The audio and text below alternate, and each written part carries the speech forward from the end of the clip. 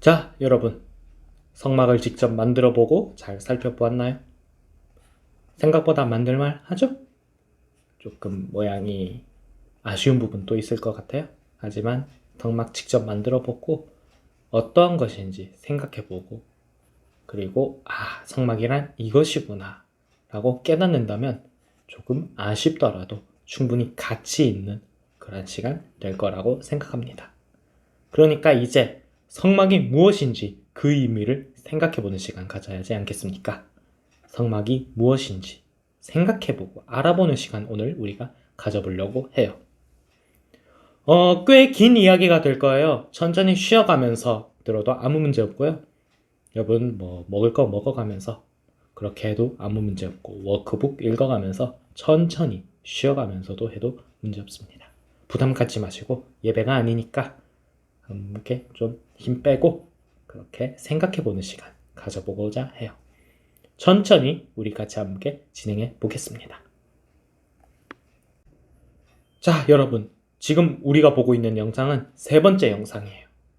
앞에 두 영상, 성막의 구조에 대한 해설과 성막 만들기 영상이 나가 있어요.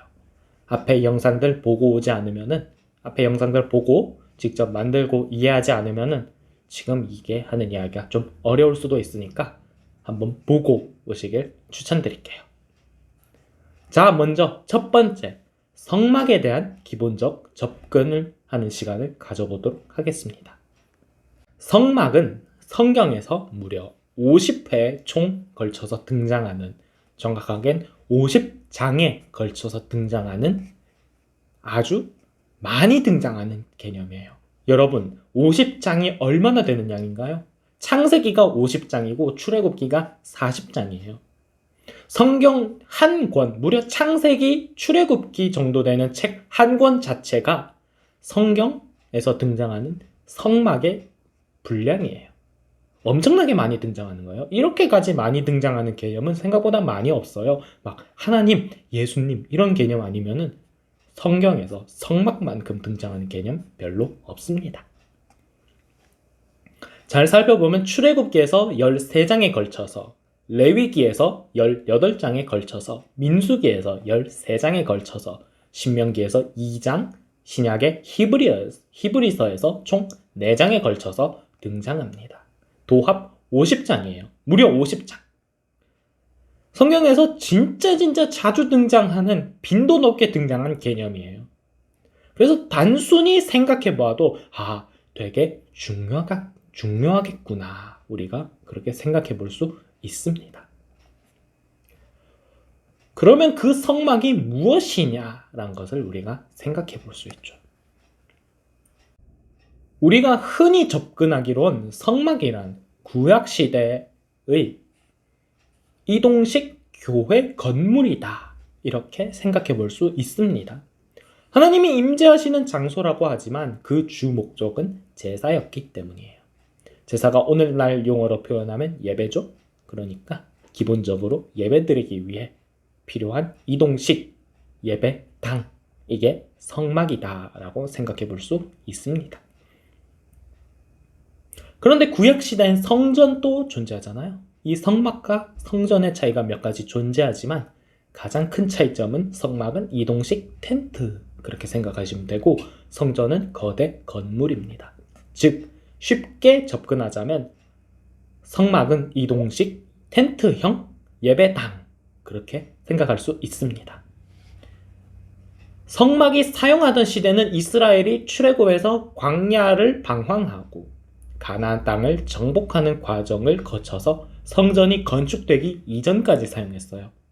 즉 비교적 이동성이 필요한 시점에 성막이 사용된 것을 볼 수 있습니다. 그래서 성막은 성전 이전까지 사용하던 성전의 원형이고 이 성전이 오늘날 우리 교회의 원형이라고 말하기 때문에 성막이란 교회의 원형이며 교회의 근간되는 것이라고, 교회의 근원되는 것이라고 우리가 생각해 볼 수 있습니다. 그래서 성막을 공부함으로써 우리가 질문할 것, 교회란 무엇인가? 이 질문을 우리가 좀 고민해 볼 수 있겠습니다. 성막이 등장하는 본문이 많다 보니까 이 성막이 중요한 개념이다 있을까? 좀 성막이 나타나는 본문의 전후 흐름에 대해서 우리가 생각해 보아야 할 것 같은데요. 출애굽기 후반부부터 레위기, 민수기, 신명기에 걸쳐서 주요 등장합니다. 그런데 여러분, 창출 레민신이라고 하는데 레위기부터는 여러분 진짜 어려워하시잖아요.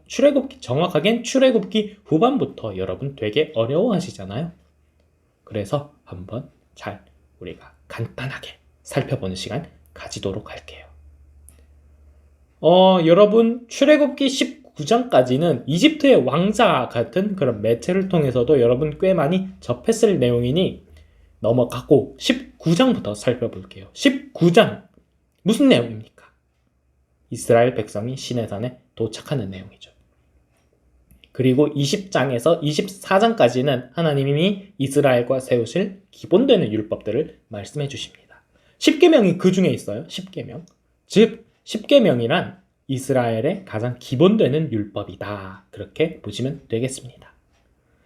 그리고 성막이 어떠한 구조로 되어 있는지, 성막 어떻게 만들라 하시는 것을 출애굽기 25장에서부터 본격적으로 설명하십니다.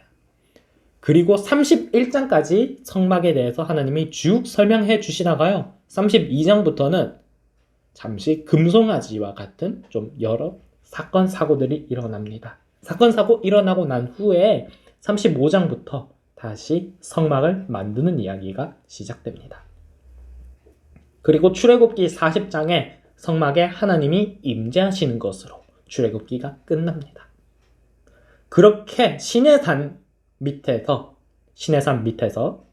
이스라엘이 성막을 만들었고요. 하나님이 거기에 임하셨고요. 그렇게 만든 성막에서 하나님이 모세를 부르셔서 말씀하시는 것으로 레위기가 시작합니다. 레위기에선 대신 회막이라고 나와 있어요. 모세를 하나님이 회막으로 부르십니다. 거기서 구체적인 생활 율법을 주시는 것으로 레위기가 시작됩니다. 레위기에서는 작은 생활 단위의 그런 규범들이 대략 많이 등장합니다. 막 그런 거 있잖아요.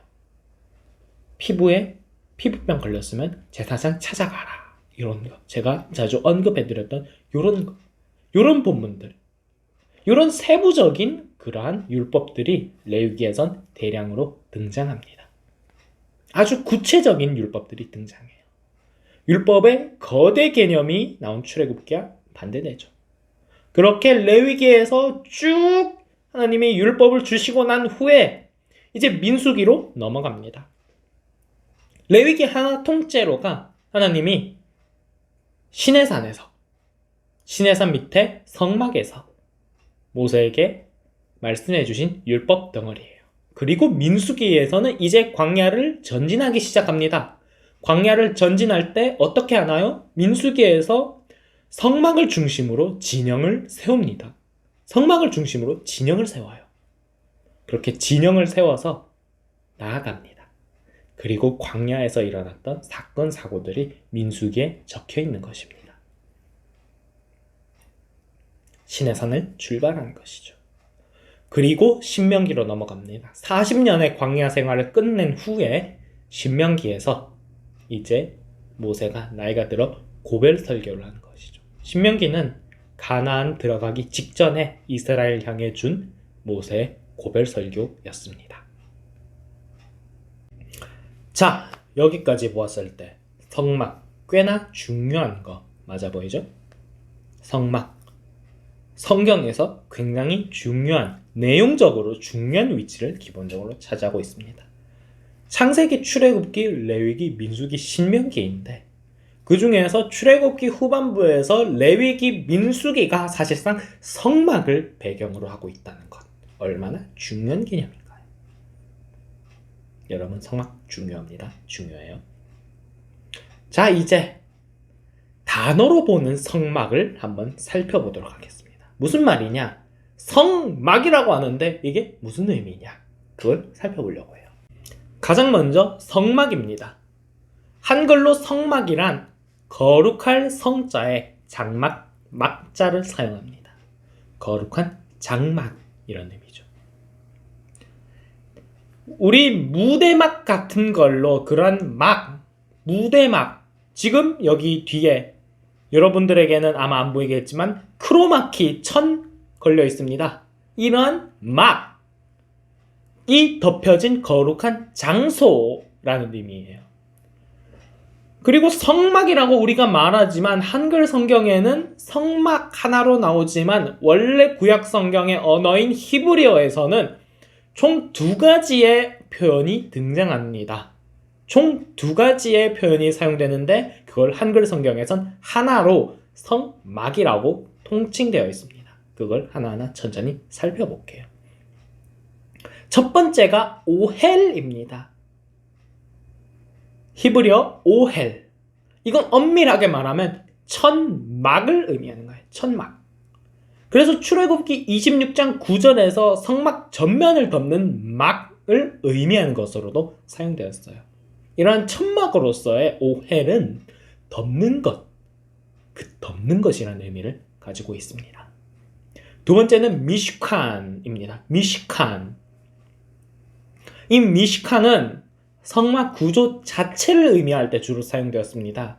그래서 성막의 구조물 전체를 다 합쳐서 총칭할 때 이 미시칸이란 단어를 사용했어요. 이 단어는 거주지, 거처를 의미하는 단어에서 파생된 단어입니다. 그래서 거주지로서 성막, 하나님이 거주하시는 장소라는 의미입니다.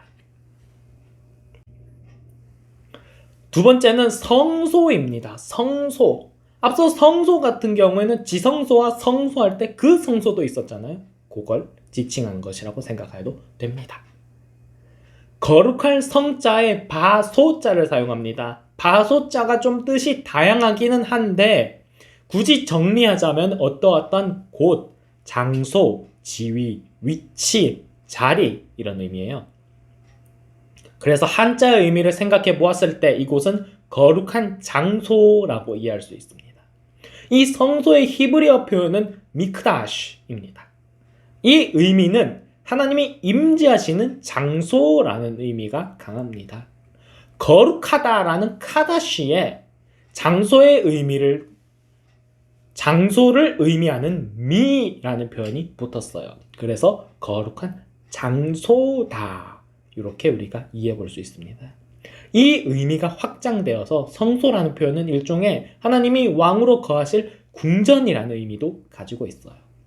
그래서 거룩하신 하나님이 거룩 그 자체이신 분이 거하는 장소, 하나님의 거룩하신 궁전 이렇게 표현할 수도 있습니다. 그래서 성경에서는 여호와의 집이라는 표현으로도 이 성소를 표현하기도 합니다. 우리가 하나님이 거하실 궁전이라고 생각하면은 하나님이 사람들이 하나님을 위해 궁전을 짓는다라고 생각하기 쉬운데 오히려 좀 반대되는 형상입니다. 하나님이 수동적으로 하신 게 아니라 능동적으로 먼저 지어라 하셔서 지은 것이에요. 하나님이 능동적으로 누구와 같이 살고 싶으셔서 집을 원하신 것입니다. 그 의미를 우리가 기억해 둬야 할 것입니다. 세 번째, 회막입니다. 회막. 회막은 모일 회자에 장막, 막자를 사용합니다. 모이는 장막이라는 의미죠. 히브리어는 오헬 모에드라고 합니다. 앞서 성막이라는 의미를 표현할 때 오헬을 설명드렸죠. 그 성막이란 표현 오헬에 모에드가 붙었습니다. 이 모에드란 표현은 특정한 장소나 시간을 의미하는데 좀 더 정확하게 표현하자면 만나기 위해서 지정하는 약속 시간 아니면 약속 장소를 표현하는 그런 뉘앙스의 단어예요. 그래서 이 오헬 모에드의 의미를 우리가 좀 생각해 보면은 만남의 성막, 만나는 텐트 이렇게 정리해 볼 수 있습니다. 이 만남의 성막 오헬 모에드는 하나님이 사람을 부르시기 위해 지으신 성막입니다. 레위기 1장 1절을 보면은 하나님이 회막에서 모세를 부르셨다 이렇게 나옵니다. 사람을 만나시고 부르시기 위한 장소. 그래서 하나님이 사람과 만나는 장소로 성막이 존재하는 것입니다. 네 번째, 증거막입니다. 증거막은 비교적 성경에 자주 나오는 표현은 아닙니다. 그렇지만 특별한 의미를 가지고 사용되는 게 맞으니 우리가 잠시 다뤄보도록 하겠습니다. 증거막이란 표현은 히브리어로 오헬 에두트라고 하는데요. 오헬은 앞서 나왔던 것처럼 성막, 장막이라는 표현이고 에두트는 증거라는 의미입니다. 증거라는 의미가 무엇인가요? 어떤 것을 주장할 때 뒷받침해주는 근거를 말합니다. 그렇다면 증거막이란 하나님이 이스라엘을 인도하신 것을 증거하는 존재 아니겠습니까? 이 증거막이 있기 때문에 하나님이 이스라엘을 인도하셨다는 것을 증거할 수 있다. 이렇게 설명하는 것 아니겠습니까? 그것이 성막의 존재 이유란 것이죠. 그렇게 성막이 존재한다는 것입니다.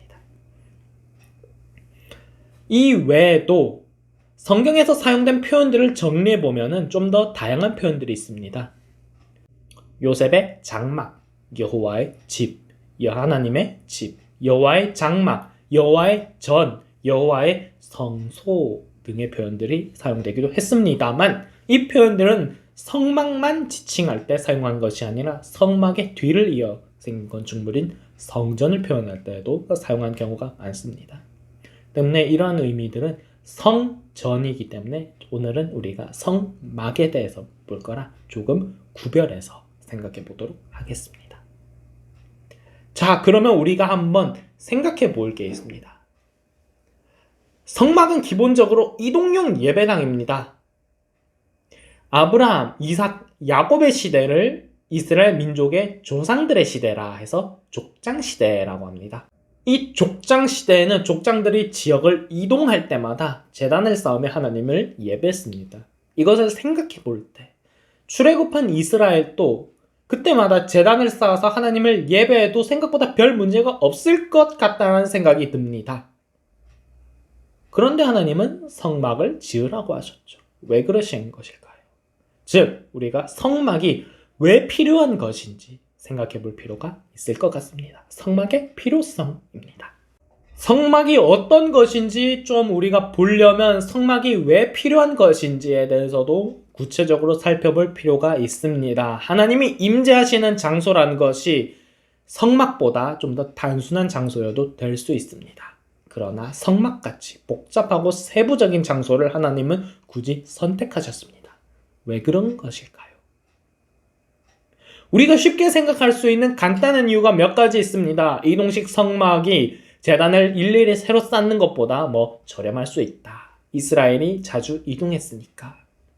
족장 시대에는 기껏 해봐야 개인의 가족이기에 인구가 그렇게 많지 않지만 출애굽한 이스라엘은 훨씬 민족이 인구가 많기 때문에 더 큰 제단이 필요했다 등의 이유를 우리가 생각해 볼 수도 있을 것 같습니다.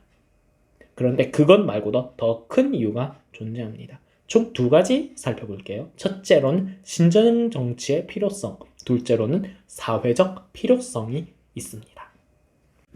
먼저 신정 정치의 필요성입니다. 신정 정치란 무엇인가요? 종교적 주권과 정치적 주권 모두 하나님께 속한 것을 말하는 것입니다. 하나님이 종교적으로나 정치적으로나 다스리는 것이다. 이렇게 말할 수 있습니다. 그래서 항상 하나님이 거하실 곳이 필요합니다. 이스라엘이 시내산에서 하나님의 백성이 되었지만 이스라엘이 시내산을 중심으로 나라를 건설한 게 아닌 이상 하나님이 다스리시는 장소가 필요하지 않겠습니까? 가나안을 가고 있는 이스라엘을 향해 하나님이 임재하실 장소, 즉 하나님이 통치하실 장소는 굉장히 중요합니다. 우리나라로 따지면 대통령이 직접 집무를 할 청와대가 항상 하나는 있긴 해야 할 것 아니겠습니까? 바로 그런 거예요. 이동식 청와대가 필요했다는 것입니다. 하나님이 거하실 장소가 필요했다는 것입니다. 그래서 성막이 건설되었다는 것입니다. 그래서 성막이 건설되었고 그 성막을 중심으로 이스라엘의 진영이 형성되었습니다. 진정한 신정정치의 현장이죠. 성막을 중심으로 한 것입니다. 사회적으로도 필요성이 대두되었습니다. 우리가 흔히 알기로 이스라엘은 단일 민족이라고 알고 있습니다. 그런데 출애굽기 12장 38절에서 분명하게 적혀 있습니다. 수많은 잡족과 양과 소와 심이 많은 가축이 그들과 함께하였으며 수많은 잡족, 수많은 민족, 얼마나 많은지 적기조차 애매한 민족들이 이스라엘과 함께했다라고 말하고 있습니다. 당시 이스라엘이란 공동체는 야곱의 자식 단일 민족이 아니었습니다. 수많은 민족들로 구성된 공동체였습니다. 당시 이집트가 고대 근동사회의 세계적인 강대국이었어요. 오늘날로 따지면 미국 같습니다. 미국, 그런데 얼마나 많은 민족이 들어가 있습니까? 민족들의 용광로라고 표현하는 게 미국이지 않습니까? 그런데 당시 고대 근동 시대에 이집트가 그런 위치였어요. 그러다 보니 이집트에 많던 민족이 이스라엘 무리에 끼어서 같이 출애굽했다는 것입니다. 이스라엘은 정말 다양한 문화권의 사람들이 모여 있었습니다. 이런 상황에서 가장 중요한 게 무엇인가요? 하나된 통일된 정체성을 가지고 하나된 이스라엘이 되는 것입니다. 그렇게 이집트에 있을 때와는 전혀 다른 정체성을 이제 가져야 할 때죠. 이집트 문화가 아니라 하나님의 방식으로 정체성을 형성해야 할 때입니다. 그래서 어떻게 한 것인가요? 성막에서 나온 법률들, 율법들, 사회의 전체적인 법률들로, 그것들로 하나가 된 것입니다. 그것이 성막의 역할이었습니다. 하나님은 그렇게 하시기 위해서 성막을 건축하게 하신 것입니다.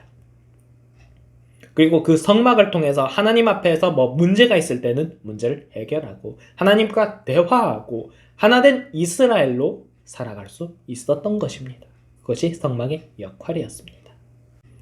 이제 이러한 성막의 변화를 한번 살펴보고자 합니다. 성막 변화의 역사입니다. 성막은 단순히 이스라엘이 광야 생활에서 사용한 이동용 제단을 뛰어넘는 의미를 가지고 있습니다. 그 변화를 우리가 함께 살펴보고자 합니다.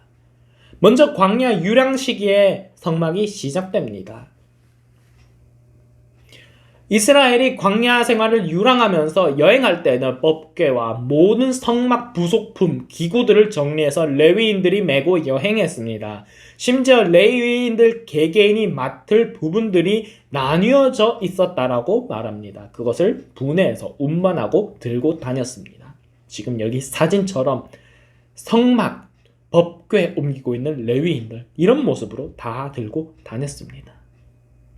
이렇게 이동용 예배당인 성막을 통해서 이스라엘은 예배드릴 수 있었습니다. 이스라엘이 광야에서 생활하고 있을 때에는 성막을 중심으로 진영을 세우고 있었습니다. 그런데 이스라엘이 가나안을 정복하면서 유랑민이 아니라 정착민들이 되면서 상황은 변하게 됩니다. 가나안을 정복하고 난 후 여호수아는 임시로 길갈에 성소를 세웠고요. 이후 실로로 성막이 이동합니다. 그러나 지파들에게 땅을 분배해주고 난 후에는 성막이 조금씩 상황이 변하기 시작합니다. 12지파들에게 땅을 나누어주고 난 후에 그들 각 지파의 땅에 제단이 설립되었고요. 그 제단에서 일하기 위해서 레위인들이 흩어집니다. 이에 실로에 남게 된 성막은 광야 생활을 할 때랑 다르게 이스라엘의 중심이 되어 하나로 모으는 역할이 약해졌습니다. 각 지방의 제단이 다들 있으니까요. 그래서 성막을 중심으로 모이기는 했으나 그 위상이 광야 생활과는 사뭇 달라졌습니다. 이런 실로에 있던 성막은 사사시대부터 그 영향력이 크게 감소합니다. 사사시대에 들어서면서 이스라엘이 하나님을 제대로 믿지 않은 것에서 문제가 커집니다. 이스라엘 주변 국가들에 의해 탄압받고 하나님을 제대로 믿고 있지 않는데 하나님을 섬기는 장소인 성막이 무슨 의미가 있었겠습니까? 게다가 사사시대에 블레셋과의 전쟁, 이것이 정말 결정타였습니다. 엘리 제사장 시기에 블레셋과 전쟁에서 하나님의 임재로 전쟁을 승리하겠다라는 생각으로 언약궤를 전쟁에 들고 온 일이 있습니다. 그리고 그대로 전쟁을 패배하고 언약궤를 뺏겨버립니다. 그리고 엘리의 두 아들도 이 전쟁에서 죽고요. 이 소식을 들은 엘리 제사장은 의자에서 뒤로 넘어지는 사고로 인해 죽습니다. 목뼈가 부러져 죽습니다. 언약궤도 뺏기고 실로의 성막을 관리한 제사장들도 죽은 실로의 성막이 정상적으로 기능할 수 있었을까요? 절대 불가능합니다. 성경에도 직접적으로 기록하고 있지만 간접적으로 실로가 거의 끝났다라는 것을 기록하고 있습니다. 시편 78편 60절 사람 가운데 세우신 장막 곧 실로의 성막을 떠나시고 예레미야 7장 12절 너희는 내가 처음으로 내 이름을 둔 처소 실로에 가서 내 백성 이스라엘의 악에 대하여 내가 어떻게 행하였는지 보라. 이런 성경의 언급을 볼 때 실로의 성막은 언약궤를 빼앗긴 후 최종적으로 블레셋으로 인해 멸망한 것으로 유추할 수 있습니다. 실제로 솔로몬의 성전을 건축하기 이전에 법궤에 대한 언급은 자주 등장하는데 성막 자체에 대한 언급은 거의 없습니다. 성막의 약소화인 장막만이 등장할 뿐입니다. 이렇게 언약궤를 제외하면 성막은 사실상 거의 사라졌다라고 볼 수 있습니다. 그렇다면 성막이 하나님의 임재의 상징이었으니 하나님의 임재가 끝난 것일까요? 아닙니다. 하나님은 여전히 이스라엘과 함께 하셨습니다. 이렇게 빼앗긴 법궤가 다곤 신상 밑에 있다가 다곤 신을 무너뜨리는 사건이 있은 후 블레셋이 하나님의 궤를 돌려보냅니다. 그렇게 블레셋에게 빼앗긴 법궤가 벳세메스로 돌아오고요. 벳세메스에 잠시 있다가 기럇 여야림 그리고 거기에서 20년간 머물렀습니다. 이후 사울 왕 시기에 기브온으로 법궤가 이동했고요. 다윗 왕에 의해서 시온성 예루살렘 성으로 여호와의 법궤를 가져옵니다. 이때에도 성막이 아닌 장막으로 성경에는 등장합니다. 여호와의 궤를 메고 들어가서 다윗이 그것을 위하여 친 장막 가운데 그 준비한 자리에 그것을 두매 다윗이 번제와 화목제를 여호와 앞에 드리니라. 이 시기부터 솔로몬의 성전이 완공될 때까지는 성막같이 이스라엘을 중심으로 잡아줄 제단은 별도로 존재하지 않았습니다. 실제로 열왕기상 3장에 보면은 솔로몬도 시온성에 있는 장막이 아닌 기브온의 산당에서 제사를 지냅니다. 이에 관련해서 학자들이 유추하기로는 실로의 성막이 사라진 후 그 기물들이 이스라엘 여러 곳에 분산되었다라고 유추합니다. 그렇게 분산된 곳 중 하나가 법궤가 있는 예루살렘의 장막과 솔로몬이 제사를 지냈던 기브온의 산당이다. 그렇게 유추합니다. 그리고 솔로몬이 성전을 완공하면서 이렇게 분산되었던 성막의 기물들이 다시 성전으로 모이는 것으로 성막의 모든 기능은 성전으로 옮겨집니다. 심지어 성전의 핵심은 성소와 지성소의 구조는 성막에서 직접적으로 그대로 똑같이 이어집니다. 이렇게 성전의 시대가 시작됩니다. 이렇게 성전의 시대가 계속 이어졌으면 좋겠지만 시간이 오래 지나면서 이스라엘은 하나님 앞에 범죄를 저지르고 결국 이스라엘은 멸망합니다. 바벨론에 의해 솔로몬이 지었던 이 성전 멸망합니다.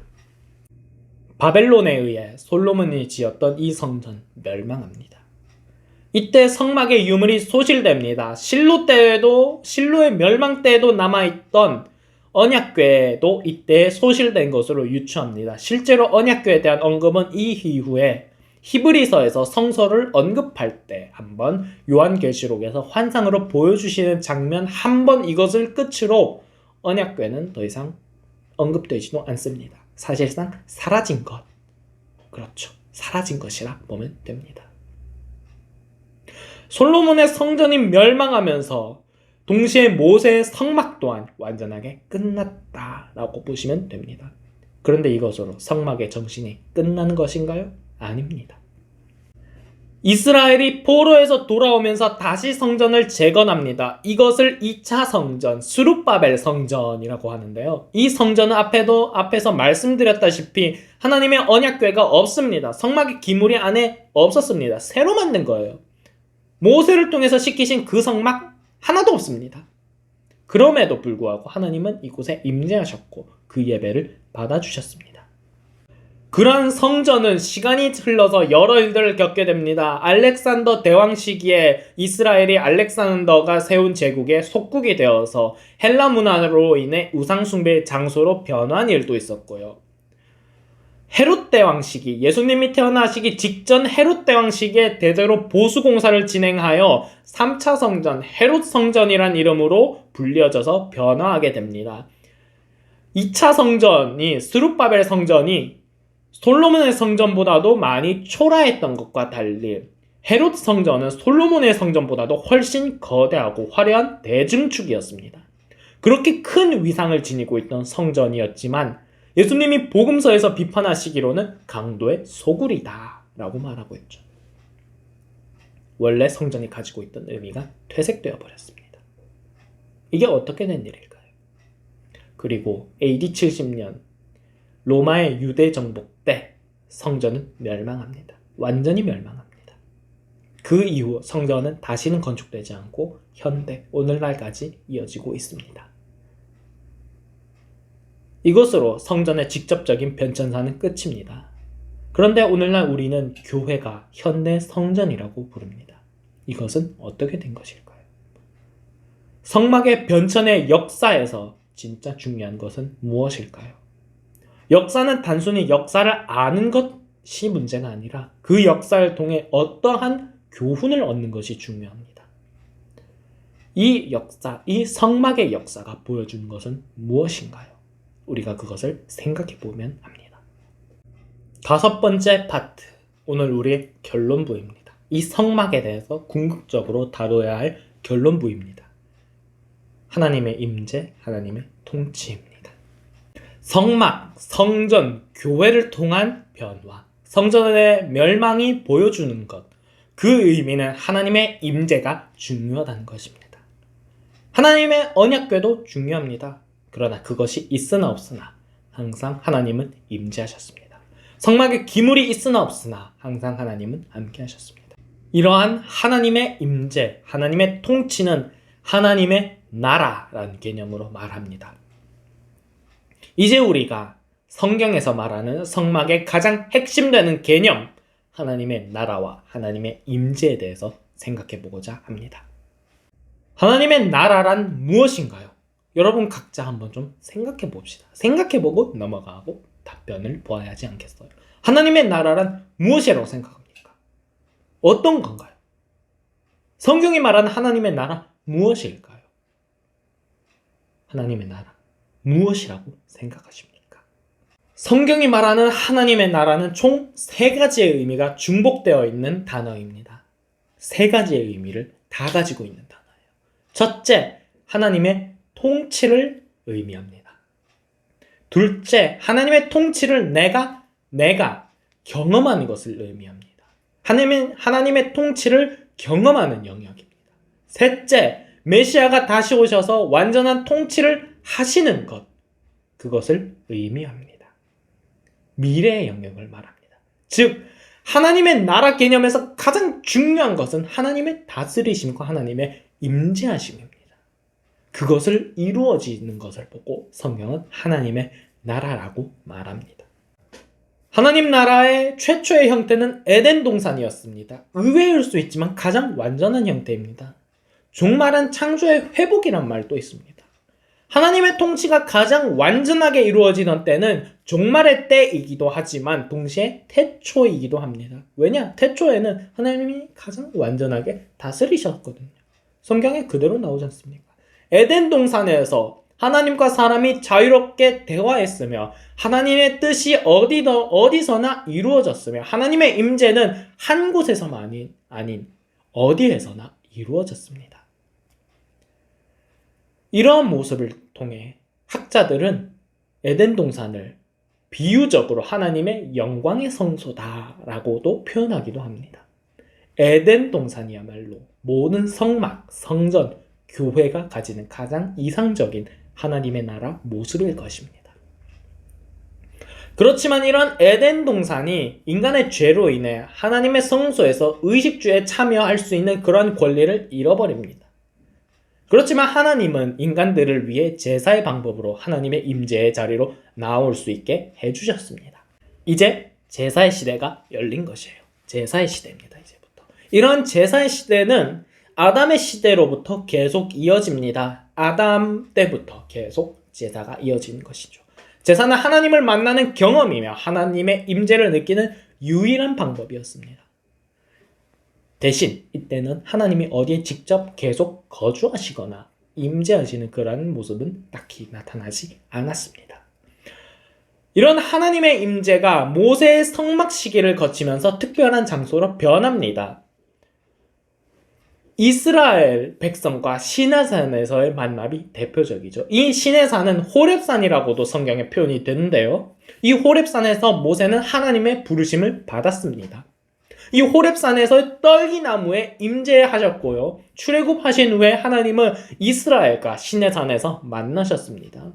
언약을 세우셨습니다. 그리고 이스라엘 백성들에게 살아가야 할 율법을 전해주셨습니다. 하나님은 시내산에서 이스라엘을 통치하신 것입니다. 이 시내산은 어떤 의미로는 분명하게 하나님 나라라고 말할 수 있습니다.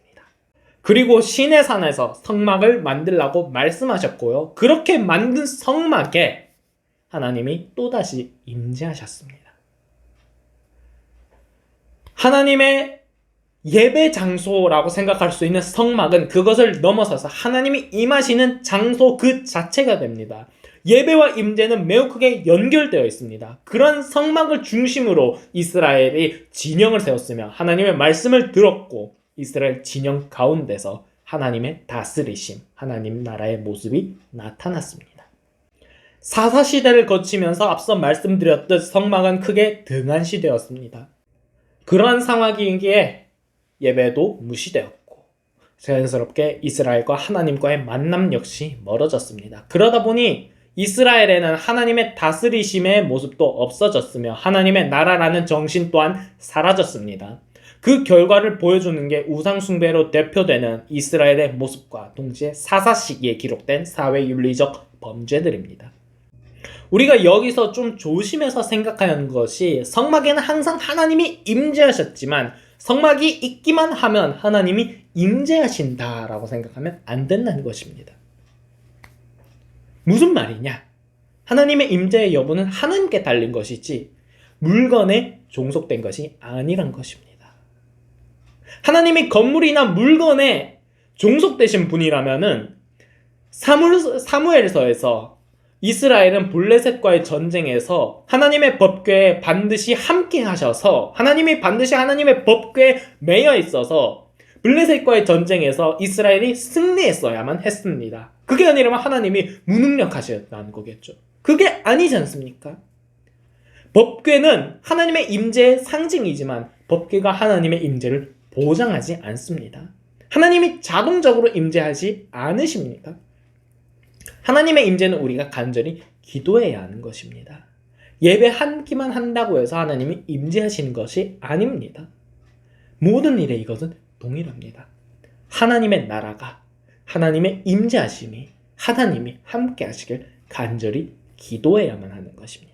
그렇게 하나님이 선택하셔서 사다시대를 거쳐서 성전을 선택하고 건축하게 하셨으며 하나님이 선택하셔서 이루셨습니다. 그것이 하나님의 나라입니다. 그것이 하나님의 임재입니다. 하나님의 통치하심입니다. 이러한 성전은 하나님이 다스리시는 곳으로 하나님의 통치가 이루어지는 곳입니다. 하나님이 다스리는 방식은 사랑과 정의와 평화의 방식입니다. 생명이 살아나는 방식입니다. 그런 모습이 에덴 동산에서도 보여집니다. 이제 그 생명의 상징이 에스겔이 환상에서 본 성전에서도 나타납니다. 에스겔 47장 1절에서 12절인데요. 이 부분은 여러분이 본문 직접 좀 찾아보시기 바랍니다. 내용이 조금 길어요. 이 본문 보시니 여러분 어떻습니까? 문지방 밑에서 물이 나옵니다. 그 물이 큰 강을 이룹니다. 그 강은 수많은 생명체들이 살아나게 하는 생명의 물이 나옵니다. 원래 성전같이 거대한 건축물의 밑에 물이 샘솟으면 안 됩니다. 건축물이 붕괴할 수가 있어요. 그런데 에스겔서가 말하고자 하는 것은 건축학이 아니죠. 하나님이 임재하신다라는 게 중요한 것 아니겠습니까? 그 임재를 하시니 하나님이 성전에 임재하시니 어떻게 되냐? 생명이 살아나더라. 생명이 가득해지더라. 평화의 나라가 임하더라 라는 것을 보여주고 있습니다. 하나님의 나라란 바로 이것이다 라는 것을 보여주고 있는 것이 성전에 임하신, 성전을 통해 생명의 물이 샘솟는 에스겔의 성전인 것입니다. 이런 성전을 통한 하나님의 다스리심은 계속해서 이어집니다. 이런 상황에서 이스라엘이 타락해가면서 하나님은 예언자들 통해서 온 세상을 다스리시는 하나님의 나라가 이 땅에 임할 것임을 계속해서 보여주십니다. 그런 하나님 나라의 소망을 꿈꾸며 이스라엘 백성들이 살아갑니다.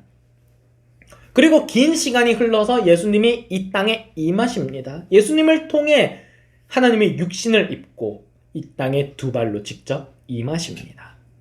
예배를 통해서만, 성전을 통해서만 임하셨던 하나님이 이제 이 땅에 두 발로 직접 임하신 것입니다. 그래서 예수님이 가시는 그 모든 길에 하나님의 통치의 방식이 드러나기 시작합니다. 어떤 방식이요? 생명이 살아나는 방식. 죽었던 자가 살아나며 병이 치유되며 그런 역사가 일어나기 시작합니다. 하나님의 통치가 드러나기 시작한 것이죠. 수많은 기적들이 그렇게 이루어졌습니다. 그리고 하나님의 나라가 진정 시작된 그 결정적인 사건이 바로 십자가 사건입니다. 이 십자가 사건을 통해 하나님의 임재 방식은 크게 달라졌습니다. 누가복음 23장 45절이에요. 성소의 휘장이 한가운데가 찢어졌더라. 지성소와 성소의 휘장이 갈라졌습니다. 이 사건은 시사하는 바가 큽니다. 성소의 휘장은 성소 밖과 성소를, 그리고 성소와 지성소를 분리하는 장막입니다. 그래서 거룩한 공간입니다. 거룩함이란 단어는 구별됨이란 의미에서 파생되었습니다. 그래서 성소와 지성소는 아주 특별한 분리된 공간이란 것이죠. 그래서 지성소는 거룩하다는 것입니다. 분리되었다는 것입니다. 지성소는 오직 하나님만이 임하시는 아주 특별한 공간입니다. 그것을 구별하는 휘장이 그것이 갈라졌다라고 말합니다. 이게 어떤 의미입니까? 둘 중에 하나겠죠. 지성소가 이 세상에 없어졌거나 온 세상이 지성소가 되었거나. 만약 앞의 것이라면은 예수님의 십자가 사건은 실패한 것일 겁니다. 온 세상의 죄를 지고 죽으셨는데 온 세상이 여전히 거룩하지 않다는 것이니까요. 그러나 그것이 아닙니다. 온 세상이 지성소가 된 것입니다. 예수 그리스도를 통해서 이 세상의 모든 죄를 용서하셨습니다. 죄와 죽음을 물리치셨습니다. 더 이상 구별하지 않아도 세상은 그리스도로 인해 거룩해졌습니다. 그것을 알려주시는 사건이 바로 성소의 휘장이 찢어진 사건입니다. 이 사건은 동시에 온 세상의 사탄의 역사를 예수 그리스도께서 물리치신 사건입니다. 죽음도 사망도 사탄도 어떤 것도 물리치신 예수님이십니다. 그 능력이 온 세상에 나타나기 시작하신 것입니다. 이 사건을 통해서 성전이 변화하기 시작합니다. 하나님의 임재가 어디서나 가능해지는 것입니다. 왜냐? 온 세상이 거룩해졌으니까요. 그러다 보니 이제 예배의 장소가 고정될 필요가 없어졌습니다. 교회가 본격적으로 시작할 수 있게 된 것입니다. 십자가 사건을 교회의 시작이라고 말하는 것이 바로 이것입니다. 그런 십자가 사건을 통해서 하나님이 본격적으로 이 땅에 임하셔서 이 땅에 하나님의 통치를 이루기 시작하셨고 하나님과 관계가 끊어진 인간이 다시 하나님과 관계를 맺을 수 있게 되었습니다. 교회를 통해 하나님이 사람들과 만나기 시작하시면서 이 세상에 하나님의 나라를 건설해 나가기 시작하신 것입니다. 그렇게 시작된 교회는 이제 건축물이 아니라 모임으로 바뀐 것입니다. 즉 교회란 모임이며 만남입니다. 사람과 사람과의 만남이며 사람과 하나님과의 만남인 것입니다. 바로 그곳에 하나님이 임하시는 것입니다. 마태복음 18장 20절에서 이렇게 말씀하시죠. 두세 사람이 내 이름으로 모인 곳에는 나도 그들 중에 있느니라. 예수 그리스도의 이름으로 모인 그 모임이 교회이며 그곳에 하나님이 임하시는 것이기 때문에 그곳에는 하나님의 나라가 이루어지는 것입니다.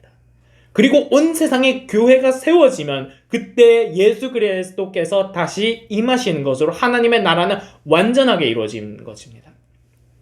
그래서 하나님의 나라는 이미 시작되었으나 아직 완성되지 않은 것이라고 말하는 것입니다. 그래서 우리가 온 세상에 복음을 전해야 할 이유는 아직 이런 완성되지 않은 하나님의 나라를 완성시켜야 하는 것이기 때문입니다. 그런 의미에서 우리는 하나님의 말씀을 전하나 하나님의 나라를 건설해가는 최전방에 선 하나님의 병사라고도 말하는 것입니다. 즉, 이렇게 결론을 놓고 보았을 때 성막이란 하나님의 나라, 하나님의 통치, 교회의 시작이라고 말할 수 있습니다. 그 모습은 가장 마지막으로 이루어질 완성될 하나님의 나라를 향한 이상을 담고 하나님이 선택하신 거룩한 장소입니다. 바로 그 시작이 성막인 것입니다. 구약 성경이 담고 있는 하나님의 나라라는 용어는 직접적으로 없습니다. 구약 성경에 하나님의 나라라는 표현은 직접적으로 등장하지 않습니다. 그렇지만 하나님의 나라의 정신이 없는 것은 아닙니다. 하나님의 임재의 신앙 고백이 이스라엘의 신앙 고백이었던 것처럼 여러분도 성막을 통해 하나님이 임재하시는 것, 하나님이 우리와 함께 하시는 것, 그것을 기억하며 살아가시기 바랍니다. 바로 그러한 교회의 시작, 성막의 정신으로 우리는 만나고 있는 것입니다. 우리의 모임이 교회입니다. 하나님 나라입니다. 하나님 나라의 모습입니다. 우리의 관계 안에 하나님이 임하시는 것입니다. 그 정신을 온 세상에 전한 우리 성심중앙 공동체 되기 간절히 원합니다. 이제 여러분께 마지막으로 정리하면서 질문 드리고자 합니다. 이 긴 영상을 보셨고 공부하신 여러분에게 여러분이 생각하는 성막이란, 교회란 무엇입니까?